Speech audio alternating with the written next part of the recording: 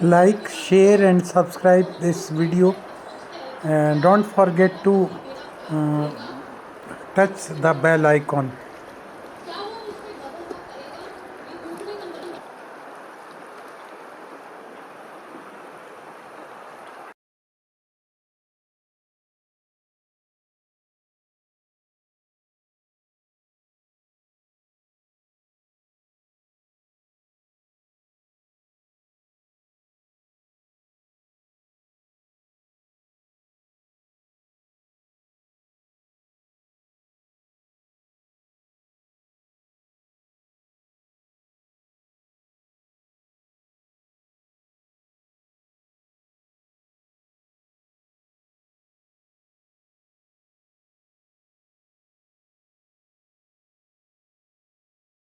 तो कांटे भी बना दिए, रात्रि बनाई तो दिन भी बनाया, हानि है तो लाभ है, सुख है तो दुख है, और जन्म है तो मृत्यु भी है।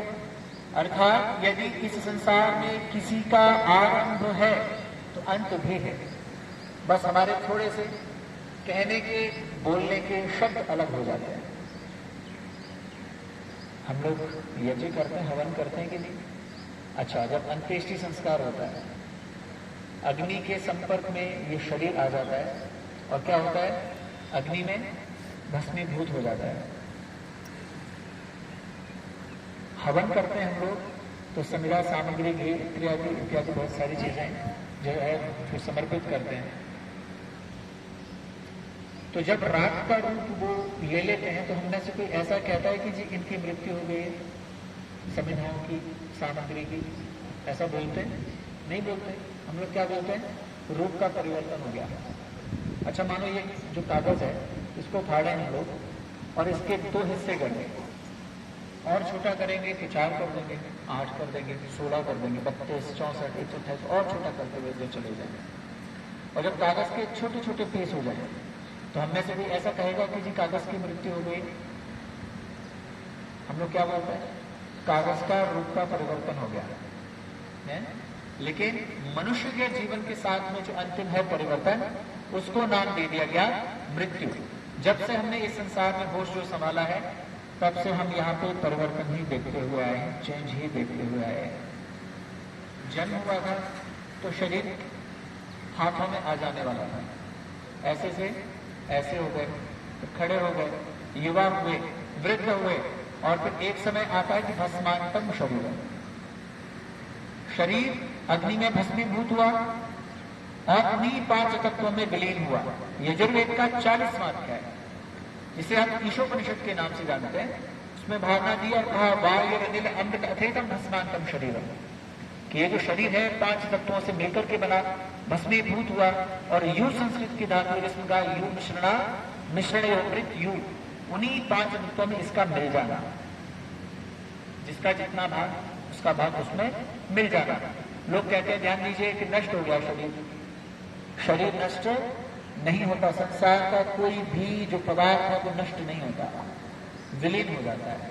तो विलीन हो गया, रहेगी जीवात्मा, वो एक स्थान से दूसरे स्थान की ओर कर्मानुसार गति कर जाता है। इसको हमने नाम दिया है मृत्यु। वास्तविकता में ये क्या है? परिवर्तन, जीवन का अंतिम परिवर्तन। अच्छा, कुछ ऐसा भी है यहाँ इस संसार में जो कभी जो परिवर्तित ना होता हो, जो कभी चेंज ना होता हो? कुछ ऐसा है यहाँ पे संसार में? हर चीज का मतलब जो परिवर्तन होता है, लेकिन जो परिवर्तन का नियम है उसका कभी भी परिवर्तन नहीं होता। परिवर्तन का नियम कभी भी परिवर्तित नहीं होता। जो चेंज का रूल है वो कभी भी चेंज नहीं होता। अर्थात दिन हुआ है तो रात भी होगी, रात हुई है तो फिर दिन होगा, जन्म हुआ है तो अंत भी मृत्यु के रूप में होगा, और फिर से जन्म शुरू होगा।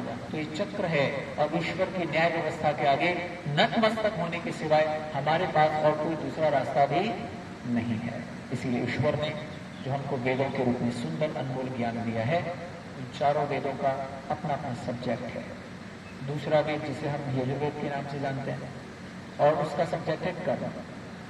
उसके पहले ही मंत्र में ईश्वर ने आदेश कर दिया बड़े सहज भाव से और उसमें कहा श्रेष्ठतम कर्मण आप्याय। भावना क्या बनी? श्रेष्ठतम, हम लोग कहते हैं जैसे कैटेगरीज होती है इंग्लिश में गुड, बेटर, बेस्ट, संस्कृत में श्रेष्ठ, श्रेष्ठतर और श्रेष्ठतम। श्रेष्ठ माने अच्छा, उसमें भी अपर क्वालिटी का है मनुष्य तुम अच्छे से अच्छे कर्म करते हुए चलो। क्यों? क्योंकि वास्तविकता में जो मनुष्य की पहचान है वो मनुष्य के कर्म के आधार पर ही हुआ करती है। आज हम सभी लोग जिन पुण्यात्मा के लिए यहाँ बैठे हैं, अपनी भावांजलि, अपनी श्रद्धांजलि अर्पित जो करने के लिए आदरणीय श्री किशोरीलाल मिश्रा जी, हम सभी लोग जानते हैं कि उनका भौतिक शरीर हमारे मध्य में नहीं है, लेकिन आज उनका कुछ है तो वो क्या है? उनके जीवन के गुण, उनकी अच्छाइयाँ, उनके संस्कार, उनकी शिक्षा, उनकी प्रेरणा, उनकी सद्भावना, उनका प्रेम, उनका स्नेह, उनका वात्सल्य जो उन्होंने अपने इस परिवार को तथा समाज को दिया, वो उनकी कर्मों की खुशबू के रूप में हम सभी के मध्य में विद्यमान है। जितना उनके जीवन के बारे में जान सका मैं, उनकी सुपुत्री आदरणीय मीनाक्षी जी ने जिन रूपों में गुणों का बहुत सारे गुण उनके जीवन के बारे में जो बताए, एक जो गुण सबसे प्यारा गुण है, व्यक्ति जो है असत्य की ओर अग्रसर हो जाता है कब? जब ये समझता है कि ये संसार मेरा ही है। जिस दिन ये भावना आ जाएगी कि ये संसार मेरा नहीं अपितु मेरे लिए है, आज नहीं तो कल मुझसे छूटेगा, तो क्या होगा कि व्यक्ति सत्य की ओर अग्रसर हो जाता है। ये उनके जीवन का सबसे बड़ा अंग कि वो हमेशा सत्य के मार्ग पे चलते रहे। इस सभा को अगर हम वो प्रेरणा सभा का नाम देना चाहते हैं तो हम उनके गुणों में से अगर एक भी गुण अपने जीवन में धारण कर लें तो जान लेना कि ये सभा सार्थक हो जाती है। लोगों ने कहा कि ये शुभ सभा है, लोगों ने कहा कि ये सभा शुभ सभा है। मैंने उनको बोला इस सभा को शुभ सभा नहीं है। विद्वानों का मत है कि ये प्रेरणा सभा है। शोक सभा क्यों? हमारी तो भारतीय परंपरा कभी शोक वाली नहीं रही। अच्छा, जितने लोग यहाँ बैठे हैं, किसी को मालूम हो कि श्री मर्यादा पुरुषोत्तम भगवान श्री रामचंद्र जी का मरण दिवस किस दिन मनाते हैं लोग? कभी जब मनाया? अच्छा, भगवान श्री कृष्ण का कभी मनाया? बड़े से बड़े विद्वान को भी नहीं पता। क्या मनाते हैं हम लोग? जन्माष्टमी मनाते हैं कि नहीं? रामनवमी मनाते हैं। और भावनाएं क्या होती है उसमें? जन्मोत्सव में हर्ष और उल्लास के साथ भावना होती है कि देखो आज के दिन वो पुण्यात्मा इस धरा पर आई थी और उन्होंने जो गुण संस्कार शिक्षा प्रेरणा के हमें जो संस्कार दिए हैं, अमूल्य निधि दी है, खजाना दिया है, हम उसके लिए उनका धन्यवाद करते हैं। हमारी कौन सी भावना बनेगी जी? धन्यवाद की भावना बनेगी कि नहीं? वो हमें सत्य के मार्ग पे जो चला करके गए, और वो अगर मार्ग हमारे जीवन में आ जाता है, संस्कारों की अमूल्य निधि जो वो हमें दे करके गए हैं अगर हमारे जीवन में आ जाए तो जान लेना कि सभा सार्थक हो जाती है और शोक का रूप नहीं बनता, धन्यवाद की भावना बनती है। वो हमें अंधकार से रोशनी की ओर लेकर के आए, वो हमें अज्ञान से ज्ञान की ओर लेकर के आए, तो हमारी तो धन्यवाद की भावना बनेगी, शोक की भावना नहीं बनेगी। शोक की भावना बनती है उनके लिए तो संसार में आए, खाए पिए और गए, जिन्होंने आकर के ना कुछ किया हो, लेकिन जिन्होंने अपने इस परिवार तथा समाज को एक नई दिशा ऊर्जा दी हो और सत्य के मार्ग पे लेके चले हो, उनके लिए तो धन्यवाद की भावना बनेगी। तो वेद का सिद्धांत कि उनके कर्मों की खुशबू हमारे बीच में है, हम उन संस्कारों को और आगे बढ़ाने का प्रयत्न करते हुए चलेंगे। कभी बड़ी सुंदर सी भावना लिखी, उस भावना से जुड़िएगा।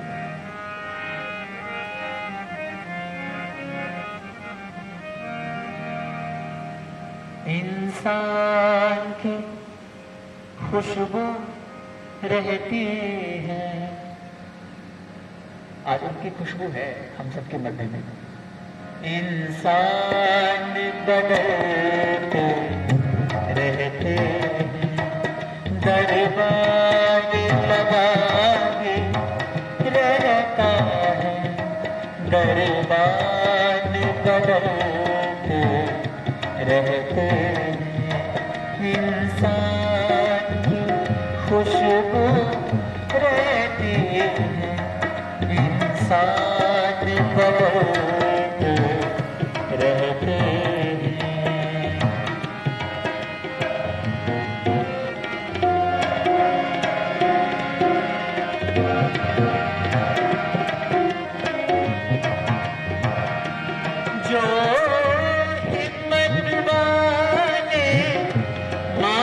है कब डरते हैं तूफानों से जो हिम्मत वाले माझी है कब डरते हैं तूफानों से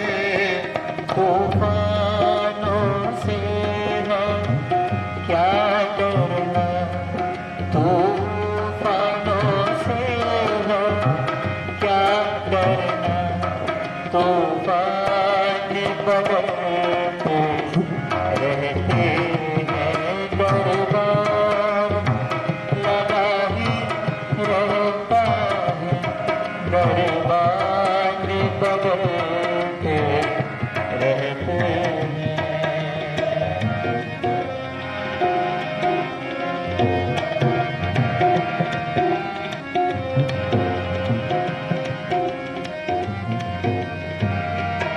ये मेरा है बस दो दिन का कुछ ले चलिए कुछ दे चलिए ये मेला है बस दो दिन का कुछ ले चलिए कुछ दे चलिए यहाँ दिल की हुकूमत चलती है यहाँ प्रभु की हुकूमत चलती है सुल्तान बदलते रहते हैं दरबार लगा भी रहता है दरबार बदलते रहते हैं।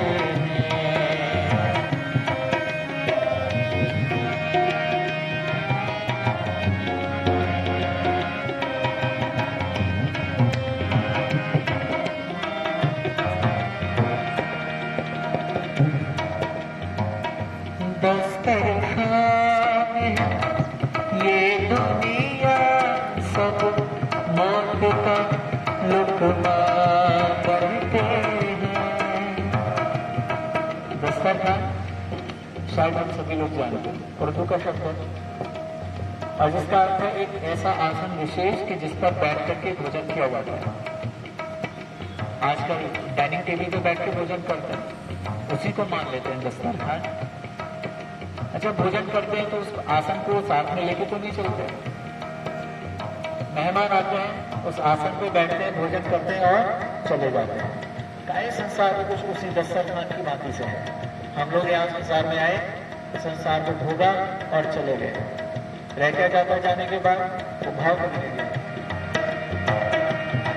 ये दस्तरखान है सब दुनिया सब मौत का लुकमा बनते हैं रहता है दस्तरखान यही रहता है दस्तरखान यही मेहमान बदलते रहते हैं दरबार लगा ही रहता है दरबार बदलते